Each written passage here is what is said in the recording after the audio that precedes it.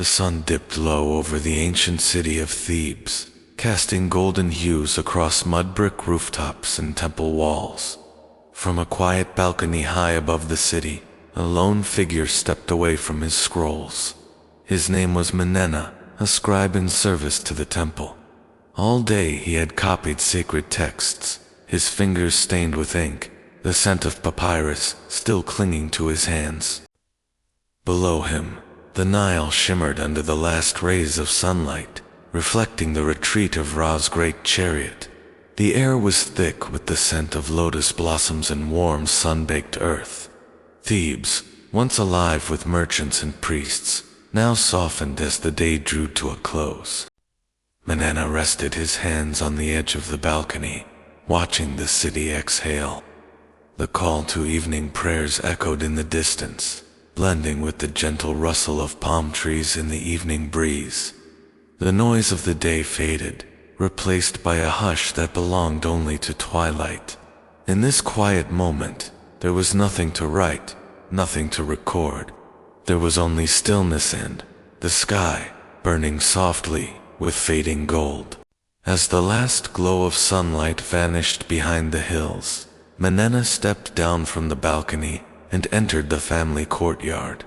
The stone floor beneath his sandals still held the warmth of the day. Vines of blue morning glory curled along the mud-brick walls, their petals now closed, sleeping in the dim light. A clay oil lamp flickered softly in the corner, casting dancing shadows against the walls. The air was cooler here, touched by the approaching night. In the center of the courtyard, a fig tree stood still, its leaves barely rustling. This was where his father used to sit in the evenings, a cup of date wine in hand, telling stories of the old kings. Menena moved slowly, his linen robe brushing the earth. He dipped his fingers into a basin of water and brought it to his face, letting the coolness wash away the day's dust.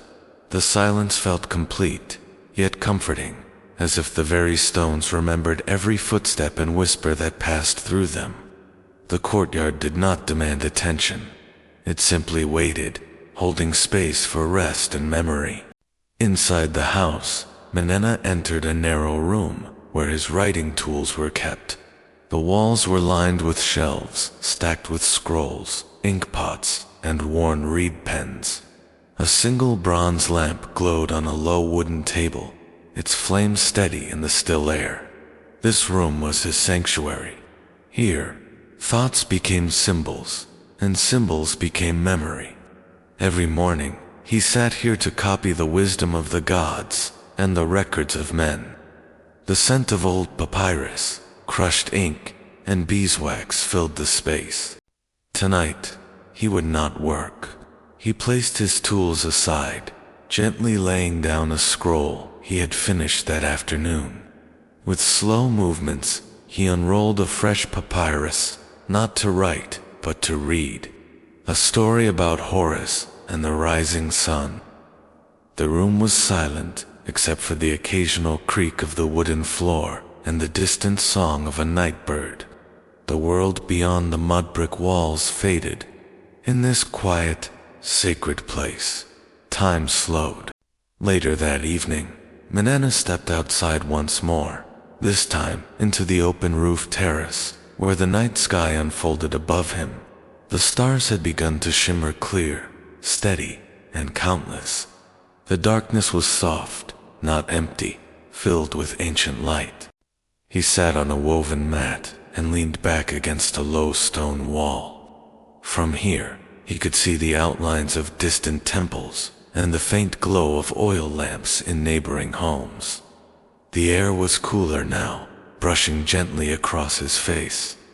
Somewhere in the distance, a jackal called into the night. Above him, constellations whispered stories passed down through generations. He could find Orion, the hunter, and Sopdet, the star of the goddess. His ancestors had watched these same skies, trusting them to guide harvests, journeys, and dreams. Menena let his eyes rest on the stars. He thought of nothing in particular. The mind, like the night, became wide and still. The night had deepened, and silence lay gently over the house. Manana stepped back inside, the cool stone beneath his feet now familiar. He moved through the dim corridor, the soft flicker of a lamp guiding his way. In his room, the walls were simple, decorated with small painted images of lotuses and sacred eyes. He placed a carved wooden amulet of Thoth beside his sleeping mat, a quiet ritual he performed each night. Thoth, the god of wisdom, writing, and the moon was his silent companion in both waking and dreaming hours. He removed his linen robe and folded it neatly, placing it on a low bench. Then, he lay down upon the mat, arms resting at his sides. He closed his eyes, listening to the faint night sounds, the whisper of wind through reeds, a distant splash in the canal, the quiet breath of the city resting. His thoughts, once filled with the movement of ink across papyrus, began to drift like the Nile itself, slow, steady, and calm. The room grew quieter with each breath. Time seemed to stretch, as if the night itself was holding its breath. Manana lay still, his eyes closed, yet his awareness lingered like the final embers of a fire not yet gone cold. In his mind, gentle shapes began to form, soft colors without names, images not quite memories. He was no longer sure if he was awake or dreaming, but neither state mattered. The moment between the two held a peace deeper than either. The voice of the wind through the reeds became the whisper of old gods. The gentle rustling of the fig leaves outside his window turned into the flutter of wings from unseen birds. Symbols danced faintly behind his closed eyes, curved lines, stars, and sacred signs. Manana's breath slowed, the rhythm of his heart blending with the rhythm of the night. Whatever burdens the day had brought were now weightless. In this space between the world and sleep, he found stillness, like the Nile in the early hours, vast, quiet, and full of dreams. In his sleep, Manana walked through silence. He found himself standing at the entrance of a great temple, not one he had ever visited, yet entirely familiar. Its columns rose into a sky of deep indigo, where no sun hung, yet all was gently lit. The walls shimmered with soft gold, inscribed with symbols that shifted as he looked at them. There were no priests, no voices, only the sound of footsteps, his own echoing across smooth stone floors. He moved slowly, reverently, through vast halls filled with a calm beyond language. The dream was not a story, but a space, a sacred space. At the heart of the temple, a pool of still water waited. He knelt beside it. Reflections moved across its surface, stars, glyphs, faces long forgotten. He saw nothing clearly, and yet he understood. This was a place between lifetimes, between thoughts, between pages of a scroll. Here, time was not measured, and nothing needed to be written. Manana remained there, as the temple breathed quietly around him. All was still. The dream dissolved like ink in water, leaving no trace. The temple, the stars, the faces all faded into a dark, quiet nothing. Manana no longer drifted through thought or memory. He had crossed fully into sleep. There were no images now, no sound, no time, just breaths low and deep.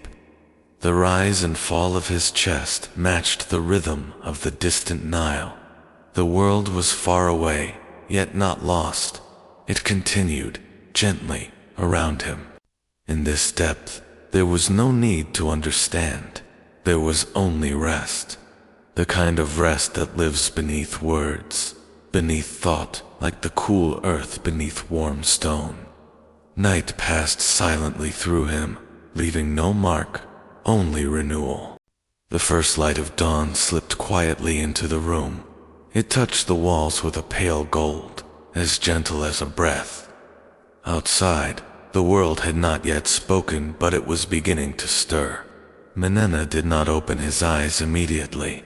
His breath had already changed, becoming lighter. Somewhere in his chest, a quiet awareness returned. The line between sleep and waking was thin now, like the line between river and mist. The stone beneath him had cooled in the night. A breeze moved through the open window, carrying with it the scent of damp earth and morning blossoms. A soft bird call echoed across the rooftops. He turned his head slightly, not to wake fully, but to welcome the light. The sun had not yet risen, but its promise was near. His body remained still, but his mind had begun to float gently upward, like papyrus drifting on calm water. Another day would come, but for now, the light was enough. Menena opened his eyes slowly. The morning light no longer whispered, it had entered fully now, bathing the room in soft gold. The patterns on the walls, lotus, eyes, and flowing lines, were once again clear. He sat up without hurry, the linen mat rustling beneath him. His movements were practiced, gentle, as if his body remembered the rhythm before his mind did. He touched the small amulet of Thoth beside him and offered a quiet thought of thanks. Standing, he stepped toward the basin. The water was cool against his fingers, refreshing but not jarring. He washed his face, cupped the back of his neck, and blinked once, slowly. The day had begun. Outside, a distant priest began to chant. A neighbor's wooden door creaked open. Birds flew low over the rooftops, their wings catching the new sunlight. The city was waking, not suddenly, but in layers, like papyrus being unrolled one breath at a time.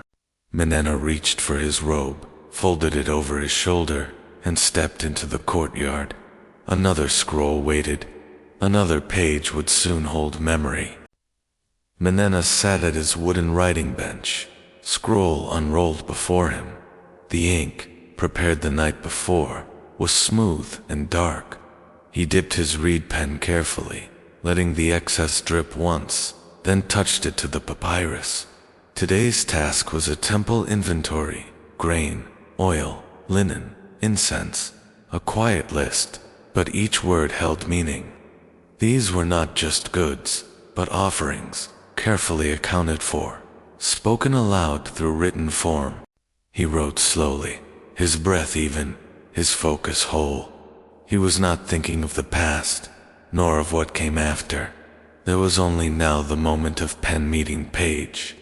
This, too, was a form of meditation. The sun climbed higher, filling the room with soft light. Outside, life began to hum, but inside, all remained still. Later that morning, Menena visited the small household shrine beside the courtyard. A statue of Thoth stood there, carved from black stone, its ibis head tilted in quiet wisdom. Incense smoke curled slowly into the air. He lit a cone of frankincense and closed his eyes.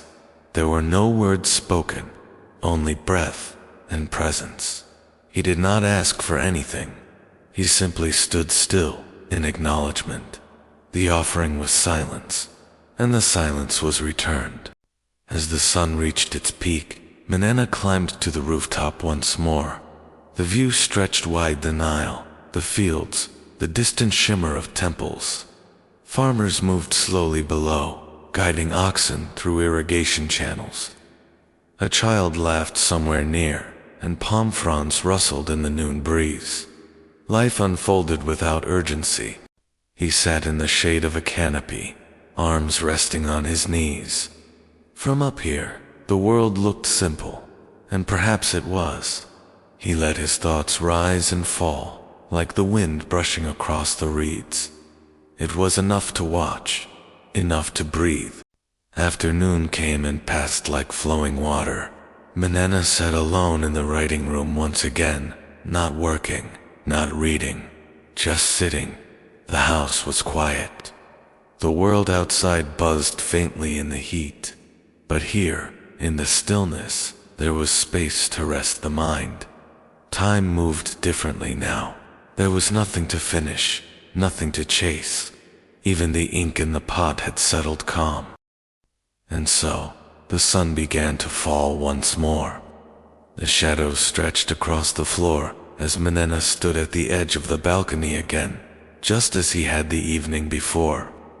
The city exhaled beneath golden skies. A breeze passed gently through the trees. He did not need to speak. The day had spoken enough. Somewhere a new scroll waited. Another night would come. But for now, he stood in stillness, watching the sun disappear behind the same hills, the same breath, the same sky, and everything was quiet.